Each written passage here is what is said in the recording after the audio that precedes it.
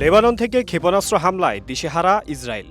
বাধ্য হয়ে জরুরি অবস্থা জারি করেছে দেশটি। রোববার কাতার ভিত্তিক সংবাদ মাধ্যম আল জাজিরার এক প্রতিবেদনে এ তথ্য জানানো হয়েছে। প্রতিবেদনে বলা হয়, ইসরায়েলের প্রতিরক্ষামন্ত্রী ইয়োব গ্যালান্ট ৪৮ ঘণ্টা জরুরি অবস্থা জারি করেছেন।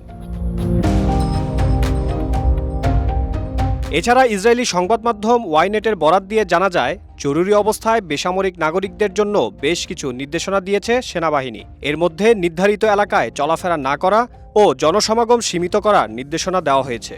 ইসরায়েলের উত্তরাঞ্চলে বাসিন্দাদের জন্য সাইরেন বাজানো হয়েছে। এছাড়া এলাকাটিতে হামলার ব্যাপারেও সতর্ক করা হয়েছে। এমনকি নিরাপত্তা পরিস্থিতির কারণে বেন গুরিয়ান বিমানবন্দরে ফ্লাইট পরিচালনাতে দেরি হচ্ছে।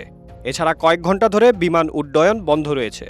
সার্বিক পরিস্থিতি বিবেচনায় ইসরায়েলি কর্তৃপক্ষ বেন গুরিয়ান আন্তর্জাতিক বিমানবন্দর থেকে তেল আবিবের সব ফ্লাইট বাতিল ঘোষণা করেছে। এসব ফ্লাইট অন্য বিমানবন্দরে পাঠানো হয়েছে। এর আগে ইসরায়েলের সামরিক ঘাঁটি ও ব্যারাক লক্ষ্য করে ৩২০টিরও বেশি রকেট হামলা চালিয়েছে লেবানন প্রতিরোধ যোদ্ধা হিজবুল্লাহ। এ সময় ড্রোন ব্যবহারের কথাও উল্লেখ করা হয়েছে ইসরায়েলি গণমাধ্যমগুলোতে। এই হামলার পরপরই হিজবুল্লাহ জানায়, ইসরায়েলের বিরুদ্ধে তাদের প্রতিশোধমূলক আক্রমণের প্রথম পর্যায় সফলতার সঙ্গে শেষ হয়েছে।